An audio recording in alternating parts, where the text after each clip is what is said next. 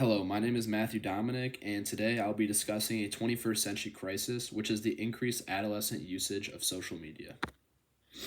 So, my research question based on this topic is how has the extensive use of TikTok and other social media platforms affected social health and well being of teenagers in the Barrington area, and what are the key factors and mechanisms underlying this impact? So before I dove too deep into my research, I came up with a hypothesis. This hypothesis being the extensive use of TikTok and other social media platforms has significantly contributed to the decline in social health and well being among teenagers in the Barrington area, with key factors such as extensive screen time, cyberbullying, social comparison, and decreased face to face interactions, which are the underlying mechanisms that have contributed to this negative impact. So, for my lit review, I have my method lit review. So this lit review discusses and gathers deeper insight onto how social media affects teenagers. So this lit review interviewed more than 1,000 participants, all being adolescents, so anywhere from 11 to 18, in their social media use. They were asked a few different questions. One being, what advice would you give to younger people regarding social media, maybe like do's and don'ts. Second question was, have you ever felt the need to change your social media habits, using more of it, using less of it, decreasing screen time, etc.? And finally, have you ever thought of deleting your social media platforms and why? So this research study kind of helped me gather some information on how to ask questions in a survey and kind of the route I wanted to take. So for my gap lit review, I came across a study that answers that adolescents spend more and more time on social media and kind of how this is impacting their mental health, which is very important. However, when looking at this study, it shows that most studies have studied social media use, but they have yet to notice the variance in social media activity. So this is a gap that I was looking to answer throughout my research process.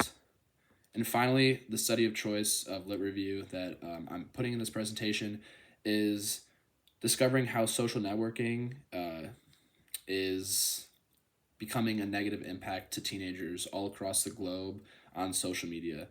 This has led to multiple negative impacts, such as physical activity, sleep quality, depressive and anxious symptoms. And according to a recent study, nearly 58.4% of the global population has been using social media, and the average time they're spending is nearly 2.5 hours. And on a global standpoint, this is huge. So for my experimental gap, after further research, I've discovered that most studies have only studied social media use and have yet to notice the variance in social media activity, as I previously stated, and this is something I'm looking to answer throughout my research. So for my experimental method, I have my non-experimental method, which is a survey of participants on Google Surveys, and then I have a 2-week long study that participants engage in, which is the experimental aspect of my research. So in terms of recruiting participants, I was looking to recruit nearly 40 to 60 participants to partake in my survey. I thought this was an attainable number, and I was doing this by interviewing students during lunch periods. I was going up to all students, grades 9 through 12, female and male, and asking them if they were interested in participating in the survey, and if they were, they would then be put into a group me where I gave them further information. I was then going to recruit 10 to 20 participants to partake in my 2-week long study. And I thought that having kids that I know that were in the study might be a little more beneficial, as they could be more reliable and less inclined to be biased anytime throughout it. So for findings and what I had found, I wanted to see if there was a correlation with social media use and decline in social health and well-being within adolescents at the high school. And then also I want to answer what measures can we take to help limit these effects. So why is this study important to me? Obviously, it's applicable because I'm a high school student. Social media is something that is in higher use than ever. I'm one that has fallen victim to being on my phone too much and using social media too much. So kind of looking at this at a deeper scale, I think is important. And obviously, the mental health of adolescents is worse than it's ever been in today's day and age, and social media could be the root cause of this. So for my next steps, I was going to begin my survey and my study, gathering 45 to 60 freshmen and seniors to participate in this survey. And then I was going to analyze the data collected, begin my 2-week study, analyze that data collected, and then finally find the connections between the two data sets. So for my results and findings, I was able to gather 54 participants to partake in my survey. And the main things I focused on in my survey was what mainstream social media platforms are being used with teenagers at the high school. What are the common reasons for the social media usage? And also, what is the emotional impact of these social media platforms? So here we kind of see some of the results. So in this first bar chart, it shows that Instagram, Snapchat, TikTok, YouTube, those platforms are platforms that receive the highest number of students usage wise. And these are really common at our high school. Secondly, kind of what are students looking to get out of their social media platforms? So a few main ones were connecting with others, a source of entertainment, and also keeping up with news and daily information. And finally, the last question was how does social media kind of affect someone's mental health or well-being and their feelings? So it's shown that there's been feelings of increased anxiety. Cyberbullying is one of them, and also increased interactions with others like families and friends. So there are some good that comes out of social media, like the interactions with family and friends, but there's also the bad, such as cyberbullying and the increased feelings of anxiety. So then I moved into my 2 week study where day one, I had a pre evaluation of participants divided into two groups. Group one was an unrestricted use of social media. They could use it however much they want, whenever they want, kind of how they do normally. And the second group was a restricted social media time limit with 3 hours a day. And then days 2 through 7, I tracked this data on an activity log.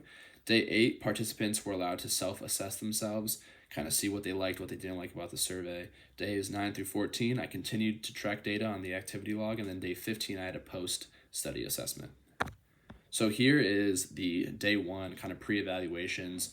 I have demographics, what social media platforms students are likely to use, and kind of their feelings of that week in general. So I have a range of students aged from 15 to 18, male and female. A lot of social media platforms that were popular were Snapchat, TikTok, Instagram, Twitter. Those were all very popular social media platforms. And then I kind of assessed how they were feeling in that week and see how that would change as time went on. So then this is days 2 through 7. Group one was the unrestricted social media use, and group two was the restricted social media use, 3 hours a day. I talked about their experiences, any obstacles they were facing, and any mood shifts that occurred throughout the study.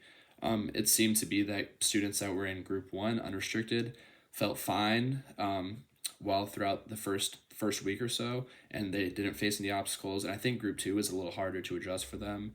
They didn't like the survey as much or the study as much because obviously they were restricted. They didn't like the less screen time, etc. Day 8, I had my mid-study reflection. I kind of asked students voluntarily if they wanted to talk about if their mental health has changed throughout the week, throughout these different conditions, and any comments they felt on how they were feeling, if they were either more anxious, if they had a clearer state of mind, things like that. So it seemed that some students' mental health got worse that were in the unrestricted social media use. Some kids' mental stayed the same, and these were all important findings. So days 9 through 14, I kind of went back to the same questions I asked them on days 2 through 7, their experiences, any obstacles, or any mood shifts. And as time went on, we kind of saw that group one, unrestricted social media use, was feeling a little less happy, a little maybe more anxious as they were able to use social media as much as they wanted. And group two, the ones that were restricted to 3 hours a day, kind of had changed feelings. They were a little more accepting to the fact that they were only using social media for 3 hours a day. The obstacles decreased, not as many discussed how, oh, it's 3 hours, it's annoying, whatever. Their mood shifts also did change. And then finally, I had my final study assessment, which was on day 15, where I kind of talked to the students. Also, like I said, it's all voluntarily on if their mental health had seen any changes throughout the 15 days they participated in my study, and kind of comparing group one and group two and how those restrictions played a role on that, and also connecting it back to my original preliminary survey to see if there was any correlations. I also let students leave comments if they felt like it. And yeah, that wrapped up my 2 week study. And now I'm excited to get into the analysis of this data and see what connections I can make. Thank you. And also my references.